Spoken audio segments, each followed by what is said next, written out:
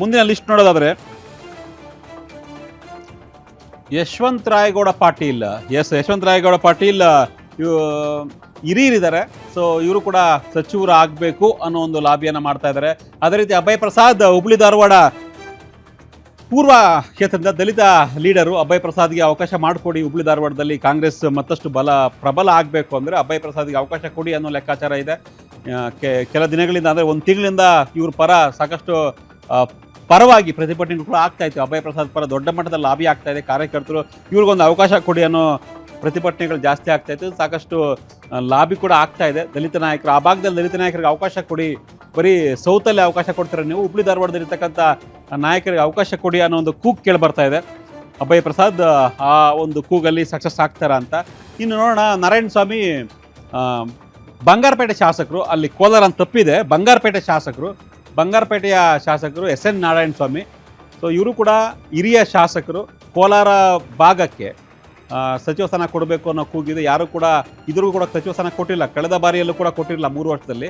ಯಾಕಂದರೆ K H Muniyappa Bengaluru ಗ್ರಾಮಾಂತರದಿಂದ ಅವ್ರನ್ನ ಉಸ್ತುವಾರಿ ಮಾಡಿದರು, ದೇವನಹಳ್ಳಿಯ MLA ಆಗಿದ್ದರು. ಬಟ್ ಕೋಲಾರಕ್ಕೆ ಯಾರೂ ಸಚಿವ ಸ್ಥಾನ ಕೊಟ್ಟಿರಲಿಲ್ಲ ಕಾಂಗ್ರೆಸ್ಸಿಂದ. ಈ ಬಾರಿ ಮತ್ತೆ ಎಸ್ ಎನ್ ನಾರಾಯಣ ಸ್ವಾಮಿ ಅವರ ಹೆಸರು ಕೇಳಿಬರ್ತಾ ಇದೆ. ಸೊ 4 ಬಾರಿ ಗೆದ್ದಿದ್ದೀನಿ, ಸಚಿವ ಸ್ಥಾನ ಕೊಡಿ ಅನ್ನೋದು ಅವರ ಒಂದು ಕೂಗು. ನೋಡೋಣ ಸಕ್ಸಸ್ ಆಗ್ತಾರೆ ಈ ಬಾರಿ ಆದರೂ ಕೂಡ ನಾರಾಯಣ ಸ್ವಾಮಿಗೆ ಒಲಿಯುತ್ತ ಸಚಿವ ಸ್ಥಾನ ಅಂತ. ಇನ್ನು ಮುಂದುವರೆದ ಲಿಸ್ಟ್ ನೋಡೋದಾದರೆ ರಘುಮೂರ್ತಿ ಚಳ್ಳಕೆರೆ ಶಾಸಕರು. ಸೊ ಇವರು ಕೂಡ ST ಸಮುದಾಯಕ್ಕೆ ಸೇರಿದ ಶಾಸಕರು ರಘುಮೂರ್ತಿ. ಅವರ ಹೆಸರು ಕೂಡ ಪ್ರಬಲವಾಗಿ ಕೇಳಿಬರ್ತಾ ಇದೆ ಈ ಭಾಗಕ್ಕೆ. ಅಂದರೆ ದುರ್ಗದ ವಿಚಾರವಾಗಿ, ದುರ್ಗಕ್ಕೆ ಕಂಪೇರ್ ಮಾಡಿ ದುರ್ಗದಲ್ಲಿ ಇವರ ಒಂದು ರಘುಮೂರ್ತಿ ಹೆಸರು ಆ ಒಂದು ಜಿಲ್ಲೆಯಿಂದ ಇವ್ರು ಕೇಳಿಬರ್ತಾ ಇದ್ದಾರೆ ಕೊಡಬೇಕು ಅಂತ. ಅದೇ ರೀತಿ ಶಿವಲಿಂಗೇಗೌಡರು ಹಾಸನ ಅರಸೀಕೆರೆ ಶಾಸಕರು, JDSನಿಂದ ಕಾಂಗ್ರೆಸ್ಗೆ ಬಂದದ್ದು ಗೆದ್ದರು, ಸಚಿವ ಸ್ಥಾನ ಕೊಡಲಿಲ್ಲ ಅನ್ನೋ ಒಂದು ಕೂಗು ಕೇಳಿಬರ್ತಾ ಇದೆ. ಇವ್ರಿಗೆ ಸಿಗುತ್ತಾ ಇಲ್ವಾ ಅನ್ನೋ ಒಂದು ಇದೆ. ಯಾಕಂದರೆ ಕಳೆದ 3 ವರ್ಷದಲ್ಲಿ ವಿಧಾನಸೌಧದಲ್ಲಿ ಸಾಕಷ್ಟು ಸೌಂಡ್ ಮಾಡಿದಂಥವ್ರು ಶಿವಲಿಂಗೇಗೌಡರು. ಸೊ ಅವ್ರಿಗೆ ಅವಕಾಶ ಸಿಗುತ್ತಾ ಈ ಬಾರಿ ಆದ್ರೂ. ಸಿದ್ದರಾಮಯ್ಯನವರು ಮತ್ತು DK ಶಿವಕುಮಾರ್ ಇಬ್ಬರು ಕೂಡ ಇವ್ರ ಪರ ಬ್ಯಾಟಿಂಗ್ ಮಾಡಬಹುದು ಅಂತ. ಅದೇ ರೀತಿ ಬೈಲಹೊಂಗಲ ಶಾಸಕರು ಮಹಂತೇಶ್ ಕೌಜಲಗಿ. ಸೊ ಇವರ ಹೆಸರು ಕೂಡ ಮುಂಚೂಣಿಯಲ್ಲಿ ಇದೆ. ಇನ್ನು ಅಶೋಕ್ ಪಟ್ಟಣ್ ರಾಯದುರ್ಗ MLA ಬೆಳಗಾವಿ ಜಿಲ್ಲೆಯವರು, ಅವರು ಹೆಸರು ಕೂಡ ಕೇಳಿಬರ್ತಾ ಇದೆ. ಅದೇ ರೀತಿ ಪಾವಗಡ ಶಾಸಕ ವೆಂಕಟೇಶ್, ಇವರ ಹೆಸರು ಕೂಡ ಕೇಳಿಬರ್ತಾ ಇದೆ. AC ಶ್ರೀನಿವಾಸ್ ಪುಲಕೇಶಿ ನಗರ ಫಸ್ಟ್ ಟೈಮ್ MLA, ವೆಂಕಟೇಶ್ ಕೂಡ ಫಸ್ಟ್ ಟೈಮ್ MLA. ಆಮೇಲೆ ರುದ್ರಪ್ಪ ಲಮಾಣಿ ಹಾವೇರಿ ಶಾಸಕರು, ತನ್ವೀರ್ ಶೇಟ್, ನರಸಿಂಹರಾಜ ಮೈಸೂರು ಜಿಲ್ಲೆ ನರಸಿಂಹರಾಜ, ಇಷ್ಟು ಜನ ಈಗ ಲಾಬಿ ಮಾಡ್ತಾ ಇದ್ದಾರೆ.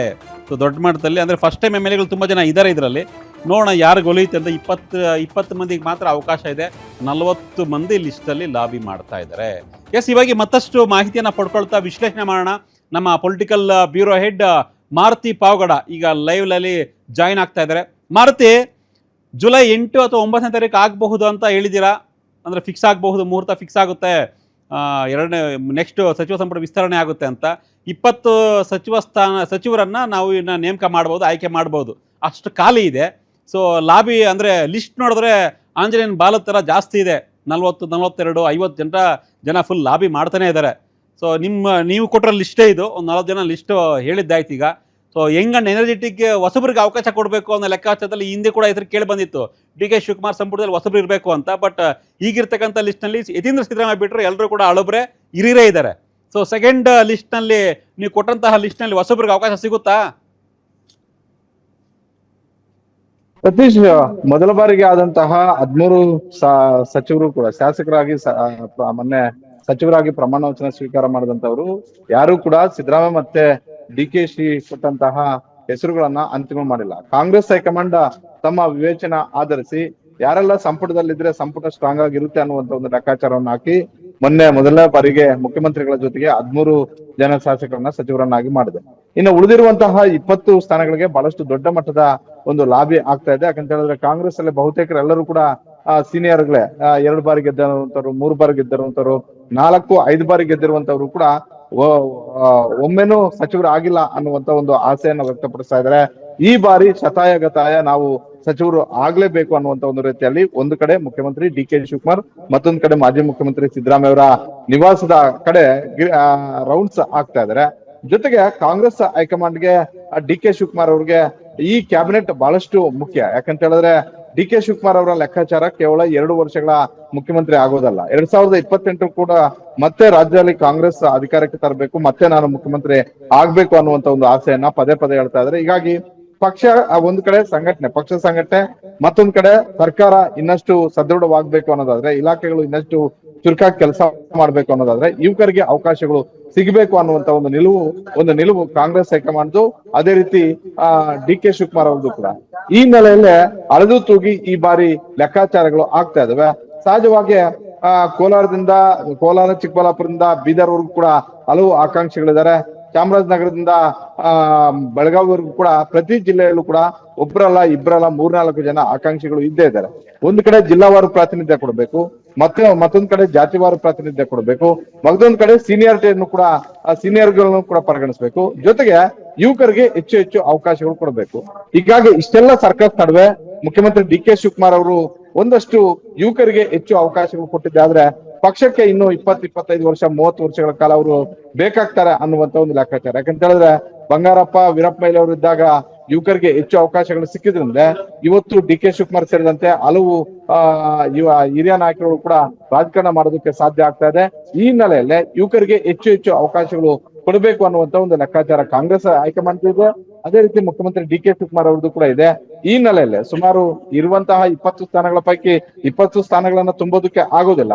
3-4 ಸ್ಥಾನಗಳನ್ನ ಮುಖ್ಯಮಂತ್ರಿಗಳು ಖಾಲಿ ಬಿಟ್ಕೊಳ್ತಾರೆ, ಯಾರಾದ್ರೂ ಲಾಬಿ ಮಾಡುವಂತವ್ರಿಗೆ ಇನ್ನು ಖಾಲಿ ಇದಾವೆ ಅಂತ ಹೇಳೋದಕ್ಕೆ. ಜೊತೆಗೆ ಯಾವುದೇ ಅಸಮಾಧಾನಗಳು ಹೊರಗಡೆಗೆ ಬರದೇ ಇರುವಂತೆ ನೋಡ್ಕೊಳ್ಳೋದಕ್ಕೂ ಕೂಡ ಒಂದು ಸ್ಟ್ರಾಟಜಿ ಇದು. ಈ ಹಿಂದೆ ಹಲವು ಮುಖ್ಯಮಂತ್ರಿಗಳು ಇದನ್ನೇ ಮಾಡಿದ್ರು. ಈಗ ಡಿ ಕೆ ಶಿವಕುಮಾರ್ ಅವ್ರ ಮುಂದೆನೂ ಕೂಡ ಆ ಒಂದು ಆಪ್ಷನ್ ಇದೆ. ಈ ನಡುವೆ ತುಂಬುವಂತಹ 16-17 ಸ್ಥಾನಗಳಿಗೆ ಯುವಕರನ್ನ ಪರಿಗಣಿಸಬೇಕಾಗಿದೆ, ಹಿರಿಯರನ್ನ ಪರಿಗಣಿಸಬೇಕಾಗಿದೆ, ಅದೇ ರೀತಿ ಜಿಲ್ಲಾವಾರು ಪ್ರಾತಿನಿಧ್ಯ ಕೊಡಬೇಕಾಗಿದೆ, ಅದೇ ರೀತಿ ಸಮುದಾಯವಾರು ಪ್ರಾತಿನಿಧ್ಯ ಕೊಡಬೇಕಾಗಿದೆ. ಎಲ್ಲಾ ಲೆಕ್ಕಾಚಾರಗಳನ್ನ ಹಾಕುವಂತ ಒಂದು ಕೆಲಸ ಈಗ ಮುಖ್ಯಮಂತ್ರಿ ಡಿ ಕೆ ಶಿವಕುಮಾರ್ ಅವರು ಮಾಡ್ಲೇಬೇಕಾಗಿರುವಂತ ಒಂದು ಅನಿವಾರ್ಯ ಪರಿಸ್ಥಿತಿ ಇರೋದ್ರಿಂದ ಇವತ್ತು ಮಧ್ಯರಾತ್ರಿ ರಾಹುಲ್ ಗಾಂಧಿ ಅವರು ದೆಹಲಿಗೆ ವಾಪಸ್ ಬರ್ತಾ ಇದ್ದಾರೆ. ಬಹುತೇಕ ನಾಳೆಯಿಂದ ಈ ಲಾಬಿ ಪಾಲಿಟಿಕ್ಸ್ ದೆಹಲಿ ಮಟ್ಟದಲ್ಲಿ ಇನ್ನಷ್ಟು ಜಾಸ್ತಿ ಆದ್ರೂ ಅಚ್ಚರಿ ಇಲ್ಲ. ನಾಳೆ ನಾಡಿದ್ದು ಮುಖ್ಯಮಂತ್ರಿಗಳು ದೆಹಲಿಗೆ ಹೋದ್ರೆ ಮಾಜಿ ಮುಖ್ಯಮಂತ್ರಿ ಸಿದ್ದರಾಮಯ್ಯ ಅವರನ್ನ ಕರೆಸ್ಕೋಬಹುದು. ಪರಮೇಶ್ವರ್ ಹಾಗೂ ಬಿ ಕೆ ಹರಿಪ್ರಸಾದ್ ಕೆಪಿಸಿಸಿ ಅಧ್ಯಕ್ಷರಾಗಿರೋದ್ರಿಂದ ಬಿ ಕೆ ಹರಿಪ್ರಸಾದ್ ಅವ್ರಿಗೂ ಕೂಡ ಬುಲಾವ್ ಕೊಡುವಂತ ಒಂದು ಸಾಧ್ಯತೆ ಇರುತ್ತೆ. ಒಟ್ಟಾರೆ 8 ಇಲ್ಲವೇ 9ನೇ ತಾರೀಕು ಸಂಪುಟ ವಿಸ್ತರಣೆ ಆಗೋದು ಪಕ್ಕಾ ಅನ್ನುವಂತ ಒಂದು ಮಾಹಿತಿ ಮುಖ್ಯಮಂತ್ರಿಗಳ ಆಪ್ತ ವಲಯದಿಂದ ಗೊತ್ತಾಗ್ತಾ ಇದೆ. Satish, yes, thank you Maruti ನಿಮ್ಮೆಲ್ಲ ಮಾಹಿತಿಗಾಗಿ. ಎಸ್, ನೋಡೋಣ, ಜುಲೈ 8 ಅಥವಾ 9ನೇ ತಾರೀಕು ಅನ್ನೋ ಒಂದು ಮಾಹಿತಿ ಬರ್ತಾ ಇದೆ. ಜುಲೈ 8 ಅಥವಾ 9ನೇ ತಾರೀಕು ಆಗಬಹುದು ವಿಸ್ತರಣೆ, ಮುಹೂರ್ತ ಫಿಕ್ಸ್ ಆಗ್ಬೋದು ಅಂತ. ನಾವಂತೂ 40 ಜನ ಲಿಸ್ಟ್ ಕೊಟ್ಟಿದ್ದೀವಿ. ಸೊ ಯಾವುದು ಫೈನಲ್ ಆಗುತ್ತೆ ಇನ್ನೊಂದು 2-3 ದಿನ ವೆಯ್ಟ್ ಮಾಡಬೇಕು. ಡಿ ಕೆ ಶಿವಕುಮಾರ್ ಮತ್ತು ಸಿದ್ದರಾಮಯ್ಯ ದೆಹಲಿಗೆ ಹೋಗಿ ಈ ಒಂದು ಪಟ್ಟಿಯನ್ನು ಫೈನಲ್ ಮಾಡ್ಕೊಂಬರ್ತಾರೆ. ನಿಮಗೆ ಆ ಎಲ್ಲ ಮಾಹಿತಿಯನ್ನು ಪಕ್ಕಾ ಅಪ್ಡೇಟ್ಸನ್ನು ಕೊಡ್ತಾ ಇರ್ತೀವಿ.